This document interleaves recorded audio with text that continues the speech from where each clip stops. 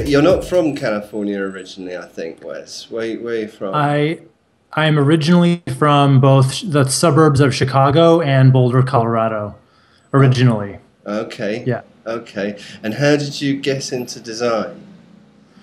Oh, it was a long road. Basically, I always wanted to be an actor.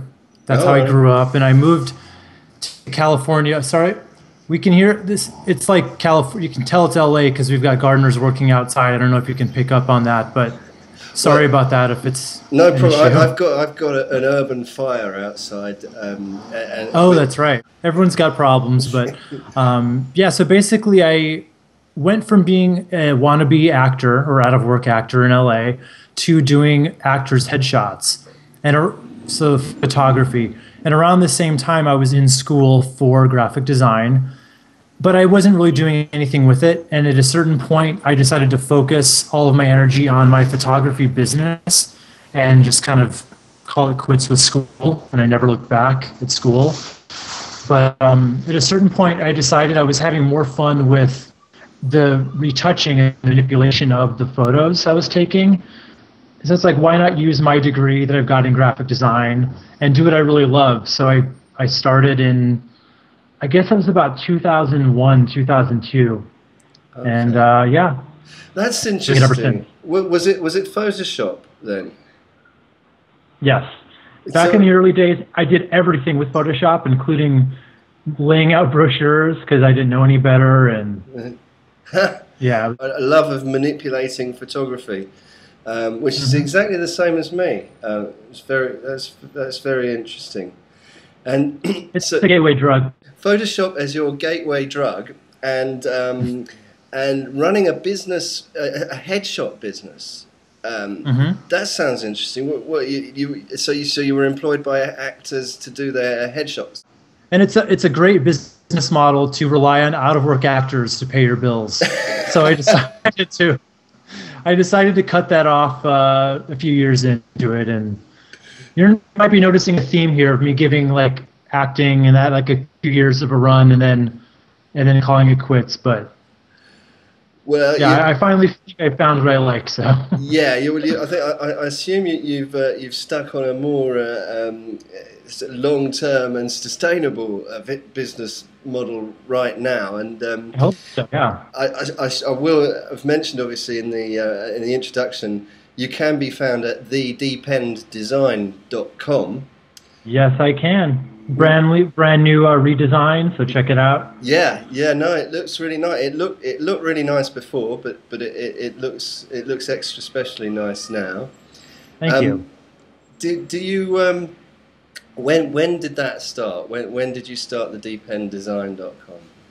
That started when I was living in Seattle. I've lived in LA for about 15 years, but I did take about a 3-year detour in Seattle where I was freelancing there. And I was doing a lot of kind of extended contracts for bigger .coms in Seattle. And at a certain point, I realized I'm not going to make it to where I want to be based on the whims of other people. I need to make it happen myself. So I started the Deep End Design and just have been doing my own thing. And I'm so glad that I did that. It's been very rewarding. And it all, as with any new venture, it takes a little time to catch on. And moving cities didn't really do me any favors either, because then you kind of have to reconfigure things again and catch on again. But it's working out. It's So going well. when did you start both the website and the business? Was it at the same time, and when did they start? Yeah, I mean, it's peanut butter and jelly. They went together. That's how I was getting all of my clients, was through the website. Before that, I just had Wes McDowell creative.com. It was my basically like, sorry, it's really loud out there. They've I've got got the I've leaf got a blower. fire I've got a fire engine, and I think it has actually arrived. Oh, okay. Oh, Sort of nice. about half an hour after the fire burnt itself out. The fire That's engine. great timing. Yeah. Yeah. But but anyway, back to the website and all. Yeah, that was integral to what I was doing, because at a certain point, I decided I had to make a choice. I had to say, do I want to stick with my name, or do I want to kind of think bigger in the long term of, it's like, well, yeah, I eventually do want to have employees and I want to set up kind of a proper shop. And doing that with just my name might not be the best way to do it. That's a really interesting point. I am at the moment on robcoven.com, and the one thing is domain names. You don't have to get it right first time, but it really helps if you do. And Yes. I've discussed this before. Do you go for your name, or do you go for or do you create a company with a name and go for that? There are definitely pros and cons to both of them. I can see you don't have any regrets setting up the deependdesign.com. I don't. It's been working out great. And while I do still do most of the work myself, there are certain tasks that I hire out. For the most part, it's me. I'm the lead. I call myself the lead designer, but I'm pretty much the only designer. Yeah. I am in charge of, I've got a few development guys, copywriters, that kind of thing that I don't do myself.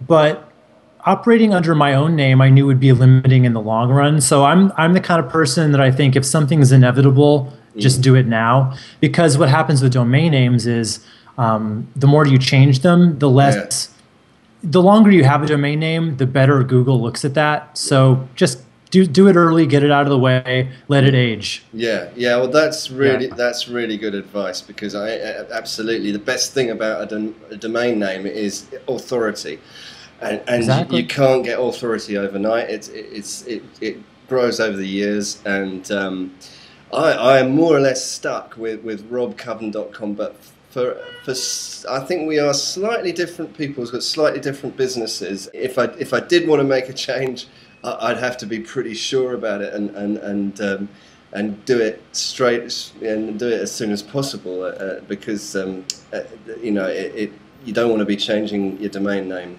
every so often. Just don't ever go into witness protection where they have to change your name, because then you're really screwed. Right. Well, I'll make sure I don't witness any mafia crimes. Well, I mean, that's a good, if you can make it through life without witnessing a mafia crime, you're doing something right.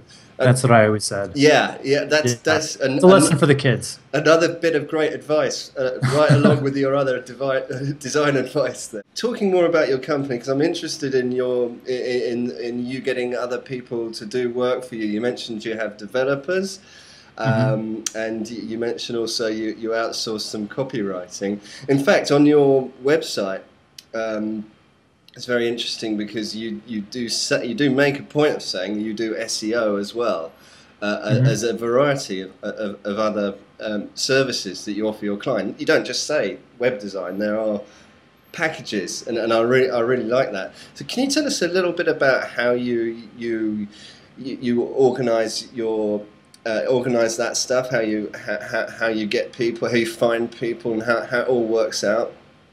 Sure. Originally, starting out, I was hooked up with someone in New Zealand, a developer who was kind of an expert in WordPress. He did my site originally, and things just kind of ended up not working out with him for whatever reason. And the thing is, once you get a website up that claims that you are a web designer, you will start getting emails from India, from every web developer out there.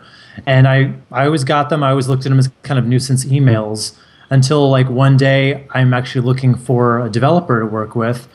Just happened to open up the right email that day. I said, all right, what do you charge? What do you do? And gave him a shot.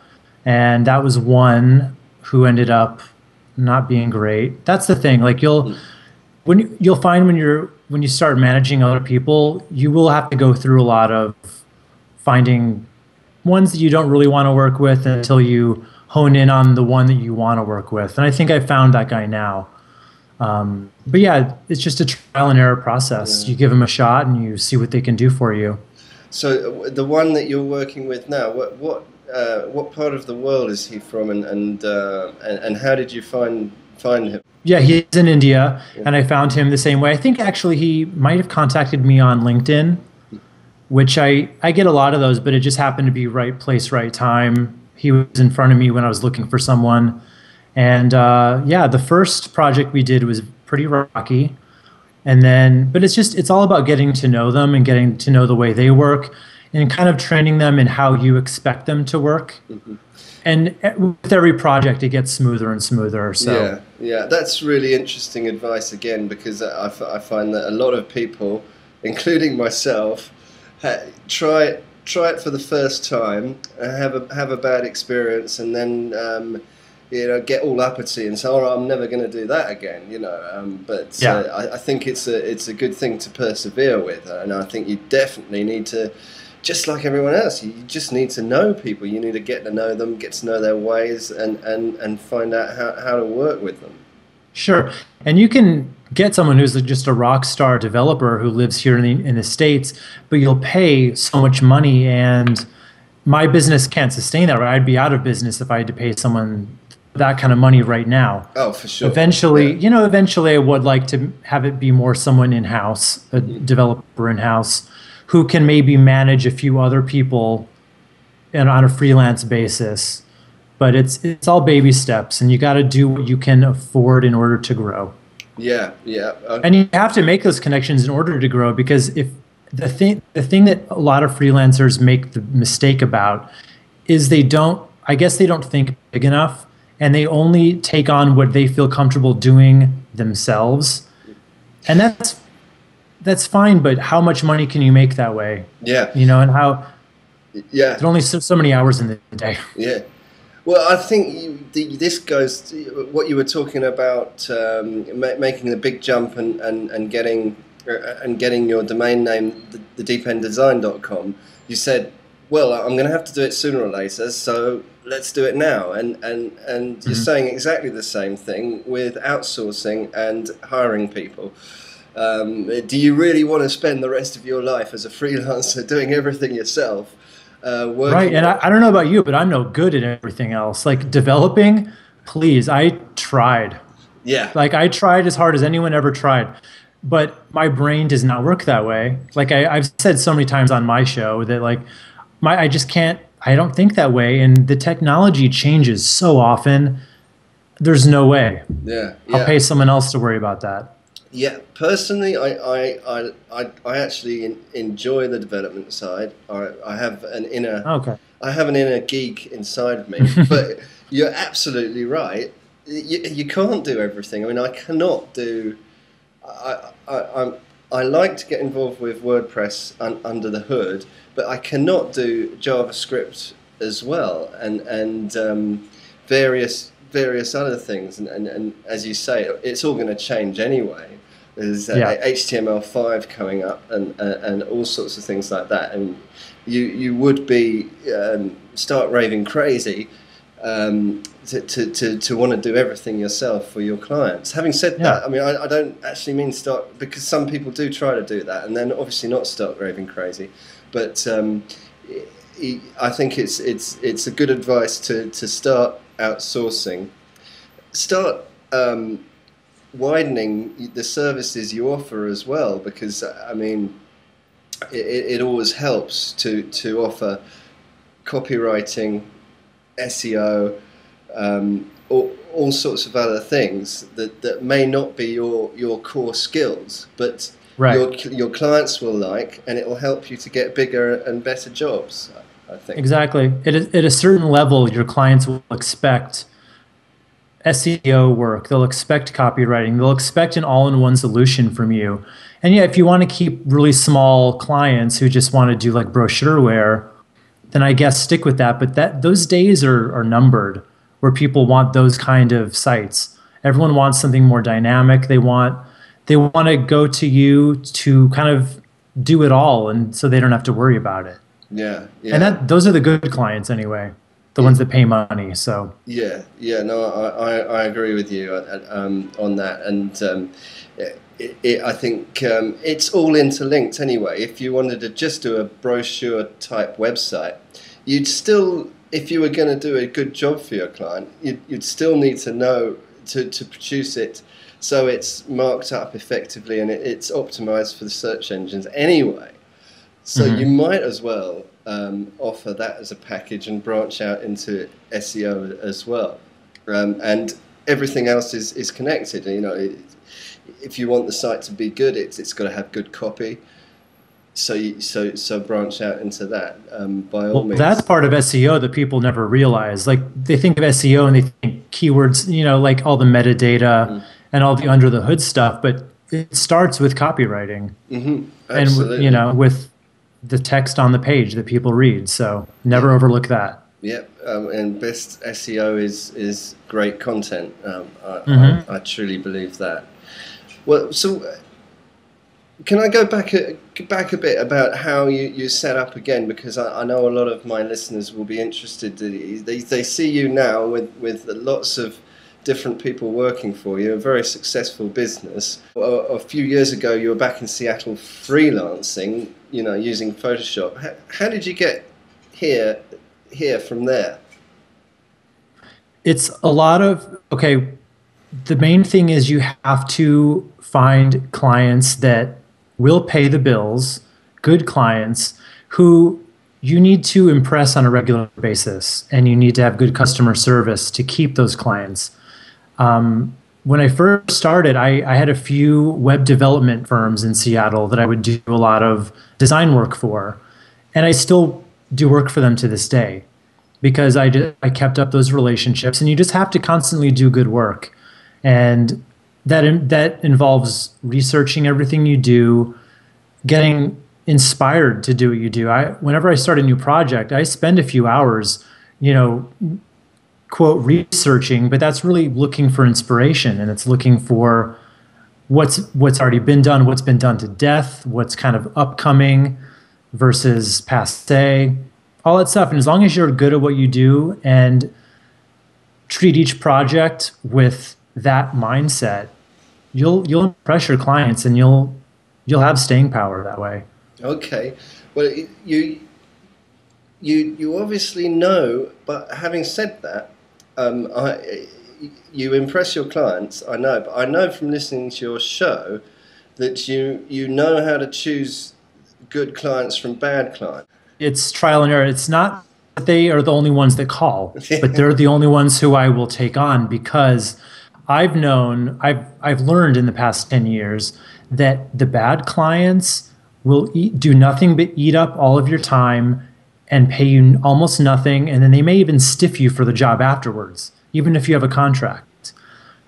So yeah, I think you're referring to an episode of the podcast. It's all about spotting problem clients, and that was kind of a cathartic show to do, actually, to kind of talk about all the archetypes of clients that you don't want, like the nitpickers and the ones who just, they find you because you're cheap and they don't really like your previous work. So there's a built-in mistrust already from the start.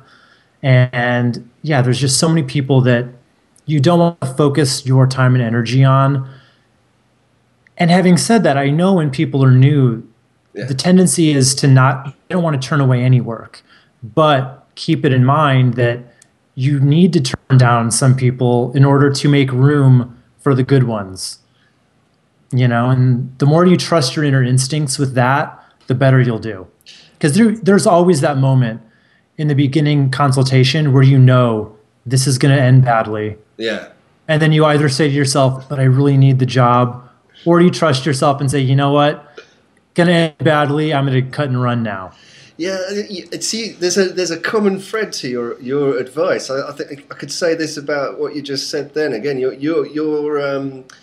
starting with the end in mind, aren't you? Because even you're sitting there, you're poor, you've got no money in, and a client phones you and says, "I want a website," but they sound like a complete nightmare, and you've got to have the ability. We don't say that we'll always have the ability to say no, because it can be scary sometimes, and you just say yes. But you do need to have the ability to say no to a nightmare client, even when things aren't looking good for you financially sometimes. Right, but the thing to keep in mind with that nightmare client is you think that might be the answer to your financial problems. It won't be, because you probably won't get paid. Absolutely. That's what people need to think about.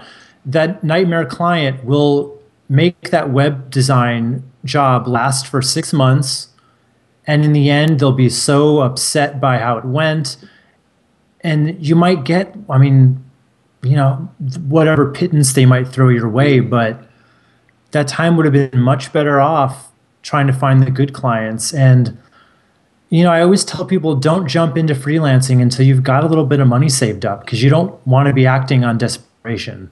Yeah, absolutely. No good will come of it. Absolutely, because desperation you'll breeds more desperation, because the nightmare client eats Bad up your decisions. Yeah, it eats up your time, and your time is actually more important to you than your money. And if you just imagine if you had that time free, I mean, it's something I'm always on about myself, and it's something that I think I'm good at. I tell you what, though, you still make mistakes. I still make mistakes in this arena. I do still make one mistake a year, let's say. Well, that's not bad. But every time you think, oh God, I knew it. I knew it. Why didn't I listen to my own advice? What it's that was just so that happens annoying. to me. Yeah. Yeah. It still happens to me. I mean, I give out all the advice, and sometimes sometimes you think maybe you read it wrong or something, and sometimes it seems like it's just a big job, and you're like, all right, well, yeah. There's one story I told on the podcast about a website that I took on that sounded like the guys who hired me. They seemed cool. They were. I mean, the nightmare didn't begin till after. So. Yeah.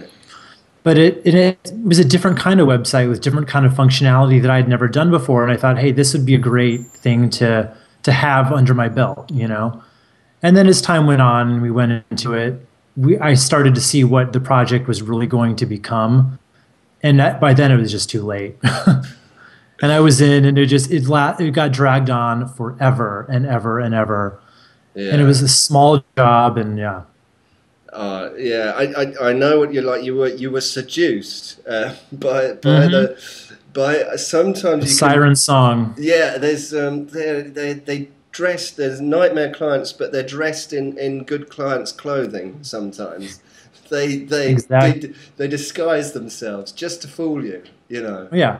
Well, you'll always get people, and they always say, "Well, this site I want it to be really simple and clean," and it's like. And I would say to them, like, well, no clients ever come to me and said they want a really complicated, cluttered website. Everyone says they want a clean, simple site. They never do.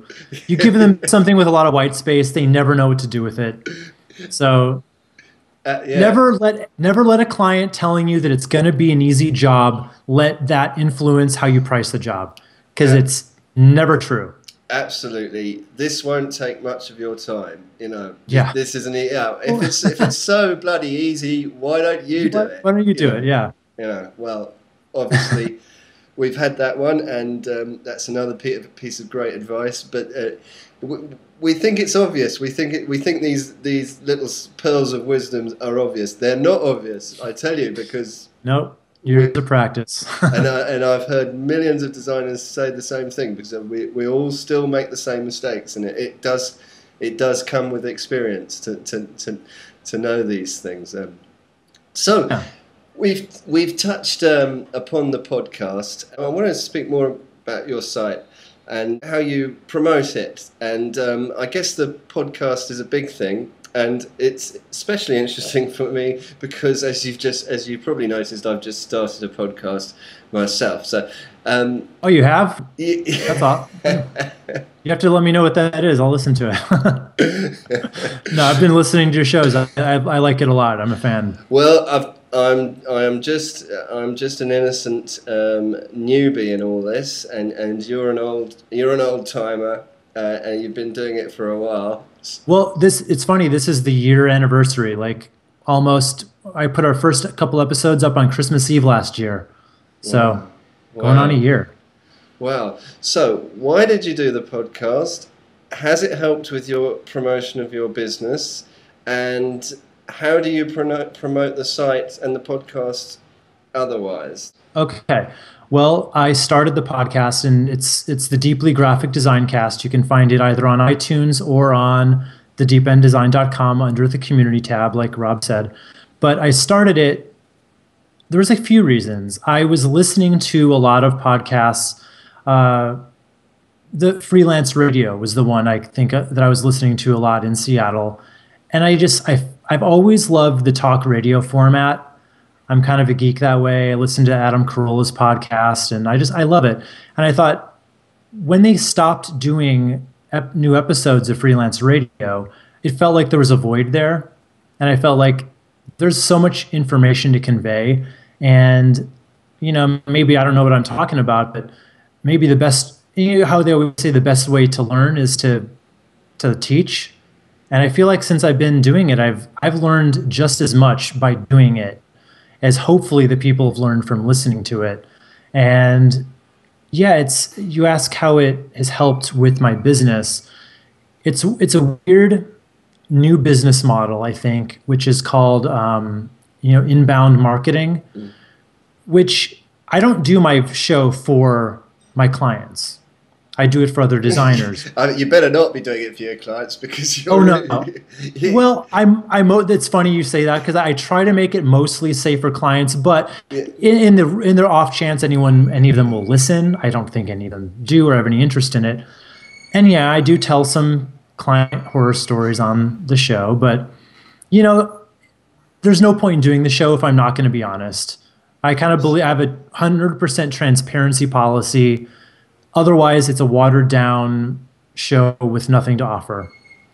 But so I started the show to help designers, but also by putting good information out there into the internet sphere, I guess, you get links back, and you get attention from that. So it's all cyclical. It feeds the other half of the site, which is for the clients.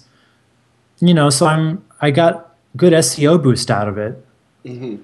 Yeah. So it's working. As you say, it is inbound marketing. I found out with my blog, if I put out good information, which is only useful really to other designers, more or less, it's certainly not useful for my average client. And but I have found that it doesn't matter. You put out stuff that you are the actual best stuff you can put out. The stuff that is going to help the most people as much as it can. And that you're passionate about. I mean, that always helps. Well, yeah, I was forgetting about the passion. That's probably... Always forgetting about the passion. Yeah, story of my life, I tell you that. No, I shouldn't forget about the passion. I think that the two go together, because I like to, I don't know why, it might be my inner geek again, but I do quite like to tell people little snippets. If you do this in Photoshop, there's a really cool little trick you can do that saves you a lot of time. And I really, there's something about me that really enjoys telling people about that. And likewise, I've really enjoyed talking about my business as well. I actually enjoy now more writing about the business side of things than the design side of things, although obviously I still write a lot about design. But it's the passion and the ability to help people that has benefited me in the blog and you in the podcast, I guess. Yeah, and I do the blog as well, but I found that the podcast is just something extra that is a little more rare and special. And it, like I say, I've always been a fan of the medium, and I think that there's something about connecting with an audience this way, where I know the podcasts that I listen to, I feel like I know those people. Yeah. And I like the idea of creating something similar to that with me and my co-hosts and our audience. And we get a lot of letters and listener questions and stuff, and it's overwhelmingly positive, and it just makes us feel so great that we've got this kind of community around it. It's really kind of cool. You're a very funny guy, Wes. You have thank you. You have a very good sense of humour, and it comes across in the show. I appreciate that. And no, really, and you've been making me laugh. And at the beginning of the conversation, I was very stressed out with a fire outside and what have you. And you've brightened up my evening. That's for sure. And no, honestly, and your co-hosts as well. They all have their different characters, and you all get along, and you all bounce ideas off each other, and it is just nice to listen to. I mean, well, why do you think why do you think it's successful, and you've had all this mail and attention because of it? Well, I think that, thank you for your statements, by the way. I think that it's successful mainly because it fills a niche that isn't represented too much on iTunes or in the podcast world, because I do notice that most of the design podcasts, and I'm not saying one format's better than the other, but I think ours is unique in that every episode touches on a new topic that people can learn from, rather than a lot of them focus on just kind of interviewing people that are kind of already out there. A lot of them will have kind of big designers on, and that's cool. I listen to those too, but I think our show just kind of gives them information that they need in hopefully a semi-entertaining way. Yeah, and the thing is, people go back when new people find the show. I've seen in I analyze all the boring statistics and stuff. It looks like they all go back and download a bunch of the past shows to catch up, because it's all new topics. Yeah, things they can use. Yeah, I think it's kind of from the cold face, isn't it? It's from people who are day in day out doing the job that the graphic designer does, and there's millions of us around the world. And we always try to talk about these things in an honest way without being overly negative, because there's no point in sugarcoating any of it. And in fact, we've been it's not all positive. We've been getting a little bit of hate mail lately. Like, a few people have been saying things like, "We think that you talk down to certain designers, whatever." And I've gotten a few harshly worded letters lately, and basically what I say to that is just, we're not going to censor what we say, and we're not going to make it look like this industry is full of sunshine and rainbows. It's not. Well, Wes, there's some harsh realities. I'm sorry. I'm sorry to hear you're getting that, because that is nasty stuff. No matter what, but I've got. That just means you've made it. When you start getting hate mail, that means you're doing something. That's exactly what I was going to say. I was just going to say I receive hate mail as well, and it comes with the clicks. If you get thousands of clicks, one of them is going to be a dodgy person, and that's it. But you're absolutely right about the honesty point, because the internet can be a bit of a sugary coated world at times, and when you read a blog post by a successful design blogger, and every one of the 100 comments beneath it is saying, "Oh, well, that was great," and right. It does get under your skin a little in the while. It's nice to hear the real world from your show, Wes. Yeah, well, thank you. And I don't think we're that negative. I couldn't believe when I get some of those letters, just because I don't feel that that's the tone of our show at all. No, well, it's jealousy, isn't it? It's just. Well, I think just some people don't like any kind of negativity in the world. But guess what? That's it's a business like any other business. We're not doing this out of art. At least I'm not. I never claimed to be an artist. I'm a designer. Like, I don't do fine art. What I do sells products, and that's what you have to remember. Yeah, I've heard you speak on this on the show as well, and I'm definitely. I'm with you. Actually, all the times you give opinions, I actually go along with it. I go along with everything you say about clients. I go along with everything you say about design not being art and not taking yourself too seriously. The only thing I'll tell you what I haven't. I remember I was listening to one thing about logos, and you all said that you show your client a prospective logo or options in black and white. Uh-huh. I thought you were just talking about that on a previous podcast too, no? Yes, we were. Yeah, but we were saying that we like to show them in color. because we've had bad experiences showing them in black and white before. And we found your arguments were, you know, take the color away so they just look at the form and they concentrate on it, and I think that works. That works mentally. I found it. We found, me and Tara, when we were discussing this, that we showed these black and white logos to clients, and they just hated them because they were black. They just couldn't put them into context of a nice shiny logo with a color in it. You know, I mean, there is certain logic to that, because there are a lot of people who can't visualize things that are not in front of them. Like, that's why houses have to be staged before people will buy them. They can't visualize an empty space and see it for what it could be. So I agree with you. And yeah, I mean, I have had bad experiences showing in black and white, but I think you also have bad experiences showing them in a color scheme that maybe they're not happy with. Like Tara was talking about how if someone hates the color purple, then then that whole logo is just kind of shot based on the color. Yeah. Versus the form. So. Yeah, well, this is one of the problems you get with clients, because we can see things. You know, if you show us a logo in a color we don't think's right, we can easily say, I think that'll be better in another color. Whereas some clients might not have that ability. So it's always, as you say, it's communication when it comes with clients, you know. Yeah.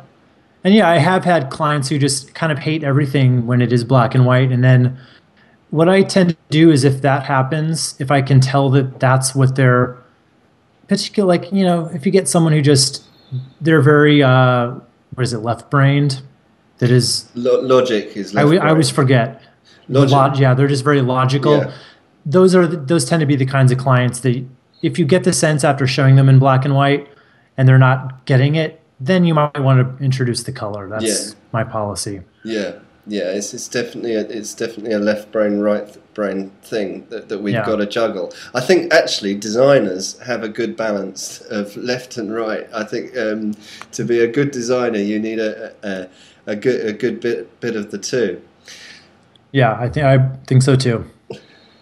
Well, Wes, look, I mean, I know I said so before, but I'm really grateful for you taking your time out on a Monday afternoon in sunny Los Angeles, because Monday is always my busy day. I don't know about you, but Monday afternoon, I would have never... Well, there's always time for you, Rob. Wes, honestly, that is a lovely thing to say, and thank you so much. No problem. Thanks for having me on. It's been fun. Just one last question before you go. Is there anything else you'd like to say, Wes, about what we've been talking about?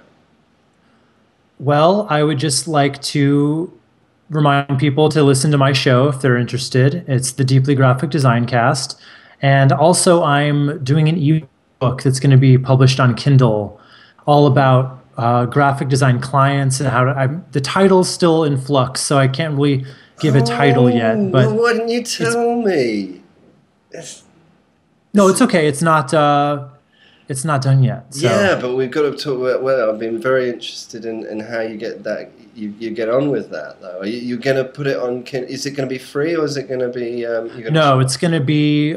I haven't decided on the price, but it's going to be under $5. Right. It's going to be like the definitive guide of the freelance graphic designer, how to, find and work with and keep the good clients. That's watch out for that. That really is going to be interesting. I'm glad I asked you that question now. Yeah. But Wes, no problem. Well, thanks a lot, man. I really enjoyed talking to you. And thank you, Rob. Yeah, it's been a pleasure. Have a great afternoon. Oh, you too. Bye. Cheers. Bye.